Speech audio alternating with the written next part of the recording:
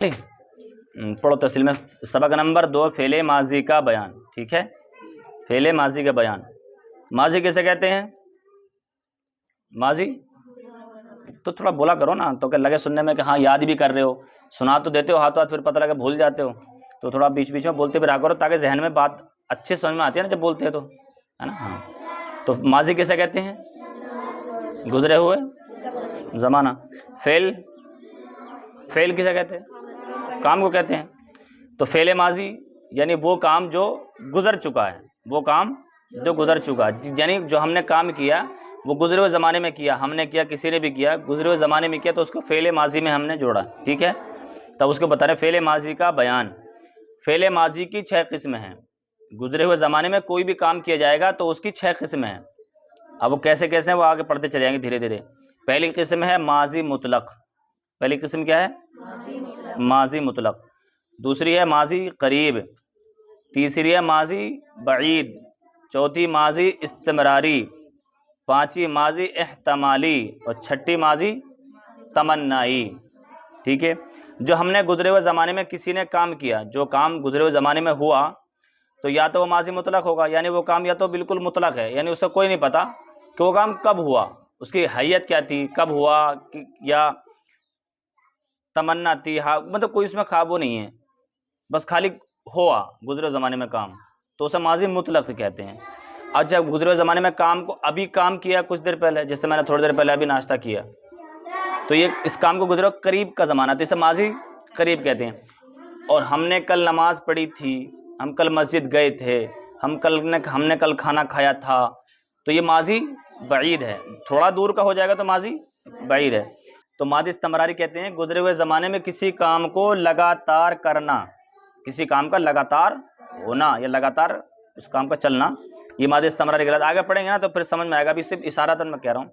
तो गुजरे हुए ज़माने में किसी काम का लगातार होना, ये माजी इस्तिमरारी कहलाता है। माजी एहतमाली, गुजरे हुए ज़माने में किसी काम का एहतमाल, शक होता है, शायद ऐसा हुआ था, शायद ऐसा हुआ हो, तो ये माजी एहतमाली है।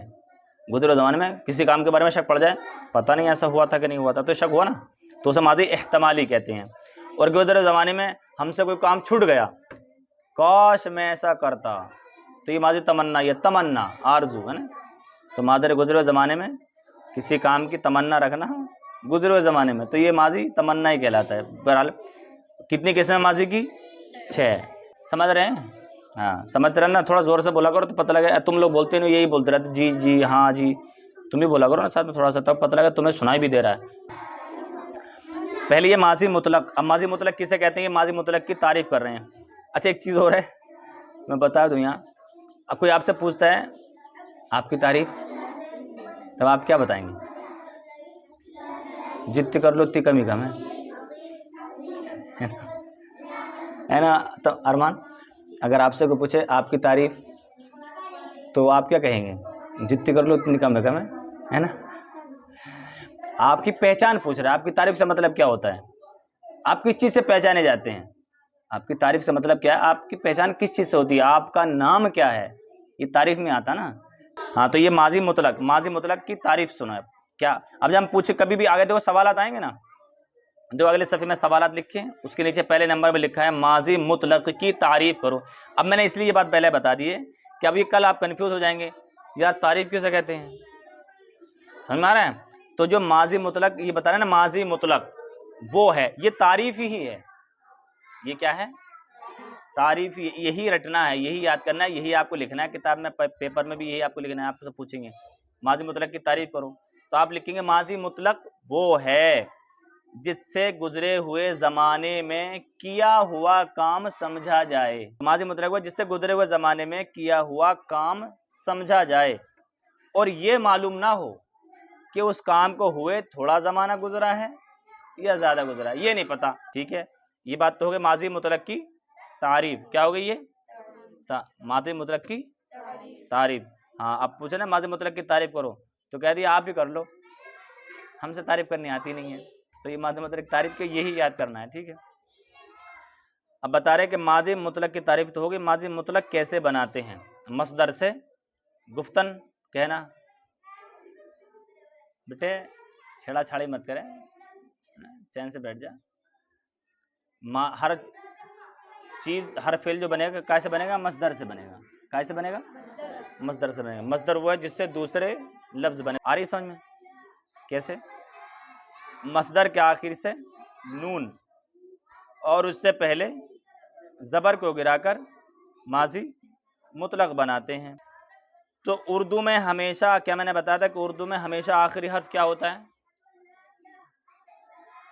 जोर से बताओ। उर्दू का आखिरी हर्फ क्या होता है? हमेशा साकिन होता है। ये हमेशा याद रखना। कोई भी इस्म, कोई भी नाम, कोई भी चीज़ आप बोलें, जो भी चीज़ का नाम बोलेंगे तो उसका आखिरी हर्फ क्या होगा? दूसरा, फारसी में भी करीब करीब आखिरी हर्फ क्या होता है? साकिन ही होता है। तो पहले परवरदन नून साकिन था, परवरदन नून साकिन था, लेकिन नून तो गिरा दिया मसदर से, दाल बचा, तो दाल आखिरी हर्फ हो गया, तो ये भी साकिन होगा। आसान लफ्ज़ में समझ लें तो परवर्द, रा तो पहले साकिन है ना, परवर्द। अच्छा लिख के समझाऊं, समझने में आसानी होगी हैं? तो क्या कह रहे हैं? उर्दू में माजी मुतलक बनाने का कायदा ये है कि मसदर के आखिर से ना जो आ रहा है बाद में, ना उसे गिरा कर देखिए पहले, ठीक है? अगर आखिर में, अब हमने ना तो गिरा दिया, अगर आखिर में अलिफ या वाव रहे, आखिर में अलिफ या वाव रहे तो लफ्ज़ या लगा दें। अगर आखिर में अलिफ या वाव बच जाए ना गिराने के बाद तो क्या करना है? आखिर में या लगा दें। जैसे खाना लफ्ज़ है, खुर्दन खाना, और हमने ना गिरा दिया तो बचा क्या आखिर में? अलिफ। तो अब हमें आगे क्या बढ़ाना है? या अलिफ, या अलिफ ज़बर या बढ़ाना है। तो क्या हुआ? खाने से खाया, धोना से धोया। और अगर इनके अलावा, किसके अलावा? अलिफ और वाव के अलावा कोई और हर्फ हो तो सिर्फ अलिफ बढ़ा दें। दो बातें है ना, दो बातें बिल्कुल आसान है, बिल्कुल। अगर आखिर में अलिफ या वाव बचता है तो क्या करेंगे? या अलिफ बढ़ा देंगे। गुफ्तन क्या है? फारसी मजदर है, तो उसका तर्जमा होगा वो कहना, गुफ्तन कहना, तो ये उर्दू मजदर है कि ना? वो फारसी मजदर है गुफ्तन, और कहना उर्दू मजदर हो गया, उर्दू मजदर है कि नहीं?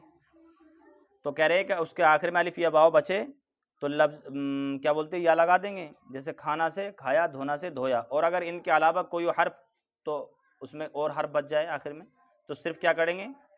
अलिफ बढ़ा देंगे। जैसे परवर्दन पालना, परवर्दन पालना।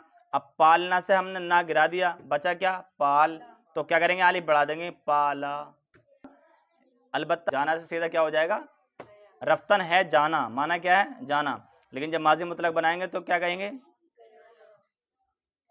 गया। अब मार कर दो, मैं तुमको समझाता हूँ। देखो माजी मुतलक बनाने का तरीका क्या है? मसदर के आखिर से नून गिराकर और उससे पहले ज़बर को गिराकर माजी मुतलक बनाते हैं। जैसे परवरदन से, ये क्या है? परवरदन क्या है? ये मसदर है। क्या है ये? मसदर, ठीक है। अब इसका क्या हो गया? आखिर से हर मसदर वो है जिसके आखिर में दन या तो दन होगा या तन होगा, ठीक है? दन होगा या, तो करना क्या? आखिर से नून गिरा देंगे। सबसे पहले दाल नून गिरा देंगे, तो अब ये बचेगा परवर दा, परवर दाल बचा, परवर दा, है ना? आखिर से नून और उससे पहले जबर को गिराकर, ये नहीं गिराना है, नून गिरा देना है और जबर गिरा देना है, दाल बाकी बरकरार रहेगा। दाल को तो नहीं कहा ना इन्होंने, क्या कहा? मसदर के आखिर से नून और उससे जो पहले जबर है, नून से पहले जो जबर है, मसदर के आखिर से नून और उससे पहले जो जबर है उसको गिराकर माजी मुतलक बनाते। जैसे परवरदन से अब ये हो गया परवर्द, अब डबल साकिन हो गया। एक साकिन तो यही है, एक साकिन ये हो गया। अभी दाल साकिन हो गया ना, जबर तो गिर गया तो दाल साकिन हो गया। भाई किसी हर्फ पर जबर जेर पेश हरकत हो और वो गिरा दी जाए तो फिर वो साकिन ही हो जाएगा ना, सिंपल बात है। तो अब क्या बचाइए? परवर्द, रा भी साकिन तो है पहले से, रा भी पहले साकिन है, अभी दाल भी साकिन हो गया, तो अभी क्या हो गया? परवर्द। आगे समझे? बिल्कुल आसान है। हर मसदर के आखिर से ऐसे करना है। हर मसदर से माजी मुतलक बनाएंगे। कोई भी मसदर माजी मुतलक, आप कोई भी मसदर बोलो, नविश्तन ले लो, नविश्तन, क्या है? नविश्तन, नविश्तन ऐसे लिखा हुआ जी है, नविश्तन ऐसे लिखा हुआ, ठीक है। मजदर के आखिर से नून गिराना तो नविश, नविश्तन, नविश्तन ये मजदर हो गया। अब करना क्या है, आखिर से नून गिरा देना हमें, तो बचा क्या? नविश्ता। नून से पहले जब उसको भी तो गिराना है, तो ये अब क्या पड़ जाएगा? नविश्त। फारसी में समझ गए माजी मुतलक बनाने का तरीका, है ना। उर्दू में मजदर, हर मजदर के आखिर में क्या होता है? उर्दू में ना होता है। हर मजदर के आखिर में उर्दू में, फारसी में दन होता, दन या तन होगा, उर्दू में आखिर में क्या होगा? ना।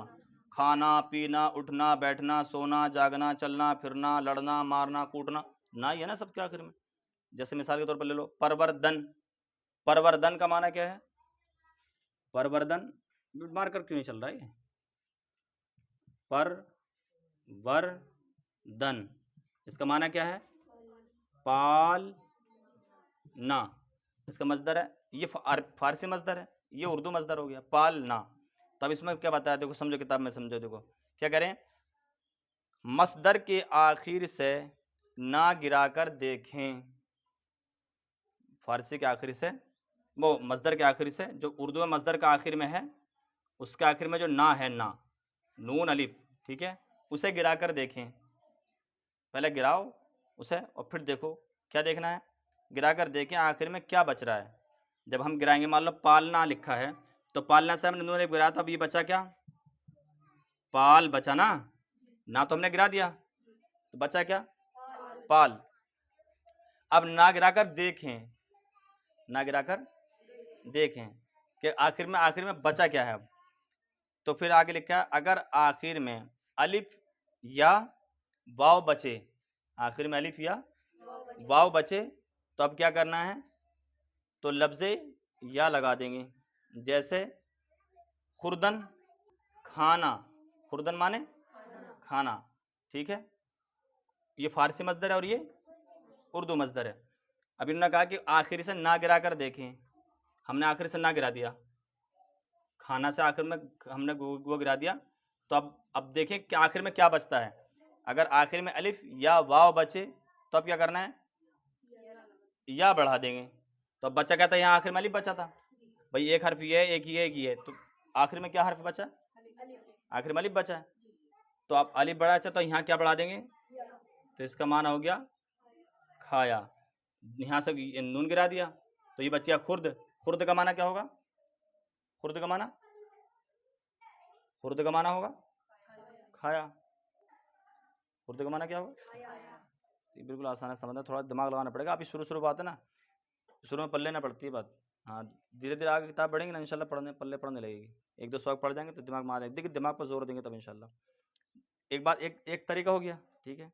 आखिर में अलिफ या वाव बचे तो या अलिफ बढ़ा देंगे, है ना।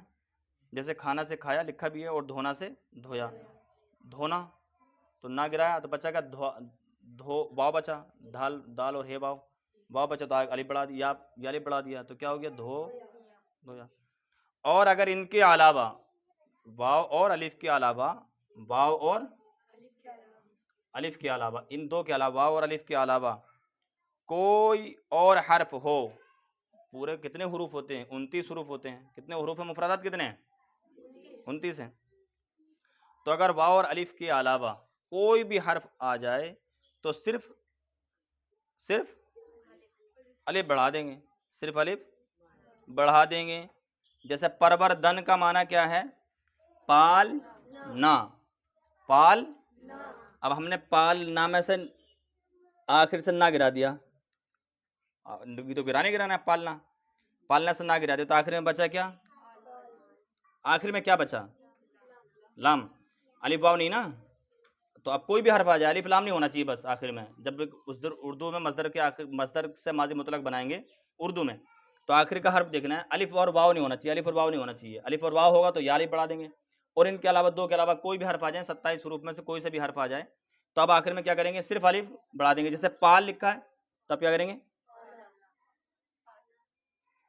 पाला लफ्ज था पाल ना, हमने ना गिरा दिया, बचा पाल ठीक है, हमने ना गिराया तो बचा पाल, हमने अलिफ बढ़ा दिया तो ये हो गया पाला।